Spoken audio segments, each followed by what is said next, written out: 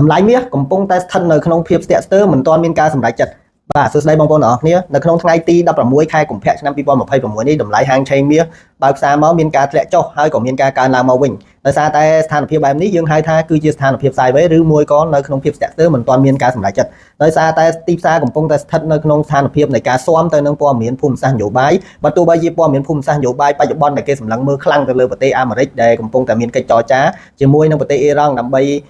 រកនៅកិច្ចចរចាសន្តិភាពកុំឲ្យប្រទេសអ៊ីរ៉ង់ផលិតគ្រាប់បែកនុយក្លេអ៊ែរមានកម្មវិធីកាំជ្រួច ballistic ក៏ដូចជាជួយគ្រប់គ្រងទៅលើក្រុមឧទាមផ្សេងៗដែលអាមេរិកចាត់ទុកជាក្រុមភេរវករហ្នឹងនៅតែកំពុងតែស្ថិតនៅក្នុងភាពក្តៅកគុកដោយមានការថ្លែងសារគម្រាមគ្នាទៅវិញទៅមកពីសំណាក់ប្រទេសអាមេរិកដែលមានការបញ្ជូននាវាដឹកយន្តហោះទី2ហើយនឹងគម្រាមសារពីលោក Donald Trump ថាបើសិនជាអ៊ីរ៉ង់មិនមានកិច្ចព្រមព្រៀងល្អណាមួយជាមួយនឹងសហរដ្ឋអាមេរិកទេនោះនឹងមានផលលំបាកជាខ្លាំងអញ្ចឹងរឿងទាំងអស់នេះគឺបានចេញផ្សាយជាបន្តបន្ទាប់ប៉ុន្តែតម្លៃហាងឆេងមាសនៅតែស្ថិតនៅក្នុងភាពឡើងចុះដែលយើងហៅថាជាទីផ្សារ sideways នាពេលបច្ចុប្បន្នបាទអញ្ចឹងបើយើងងាកមើលនៅក្នុងទីផ្សារបច្ចុប្បន្នតម្លៃហាងឆេងមាសស្ថិតនៅក្នុងតម្លៃ$5,700នៅក្នុងមួយអោនយើងគិតទៅជាតម្លឹងគឺស្មើទៅនឹង$6,000 ជាងនៅក្នុងមួយតម្លឹងអញ្ចឹង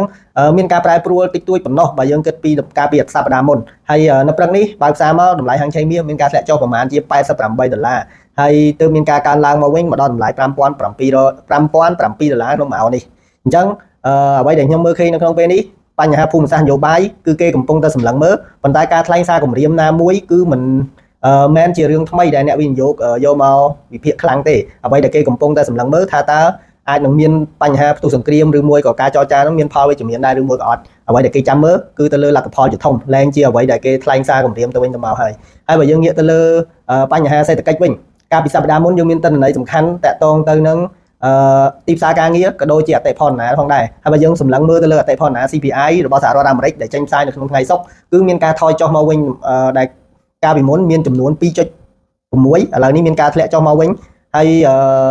ការធ្លាក់ចុះបែបនេះវាមិនទាន់ទៅដល់ជាគោលដៅអ្វីដែលធនាគារកណ្ដាលសហរដ្ឋអាមេរិករំពឹងចង់បានទេប៉ុន្តែ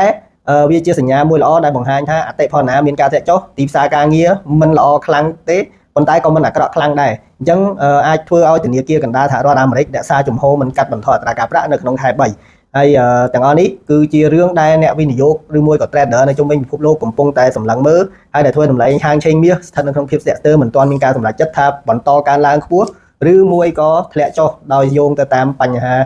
កត្តាសេដ្ឋកិច្ចល្អហើយនិងកត្តាភូមិសាស្ត្រនយោបាយមានភាពធូរស្រាលមកវិញអញ្ចឹងអ្វីដែលខ្ញុំមើលឃើញទីផ្សារ sideways យើងអាចមានឱកាសក្នុងការទិញលក់យកផលចំណេញខ្លីៗអញ្ចឹងពីខ្ញុំទៅនៅក្នុងថ្ងៃនេះយើងរងចាំធ្វើការទិញឡើងនៅក្នុងតំបន់ទី1នៅក្នុងតំបន់តម្លៃ